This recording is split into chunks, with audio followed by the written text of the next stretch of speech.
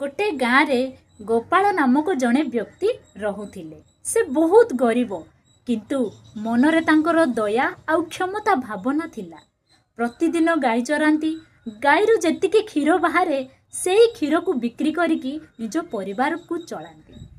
थरे तांको गाँव रे प्रबल खरा हेला। प्रबल खरा हेबा जोगु गाँव रे फसल हेला नाही। पानी ठू आरंभ करी खाइबा पर्यंत सबुथिरे अभाव देखिबाकू पाइले।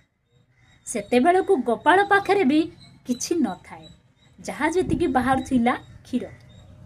सेई क्षीर रे निज परिवार को चलैबा सह निज गाँव जेतिकी सबु भोक उपास रे आउटु पाउटु हेइथिबा से छोट छोट छुआ मानकर भोक को मेंटौथिले।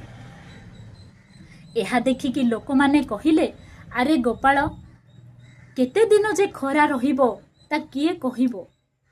तू तो निज परिवार पाई किछि रखे, सबुतक आनिकी आम छुआ मानंकु देई दउछु।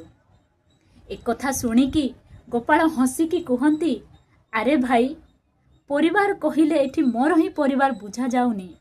आमे समस्ते गोटिए परिवार। आजी आमर परिस्थिति चलीची एमिति जोथिरे कि आमे खाइबाकू पाउनु।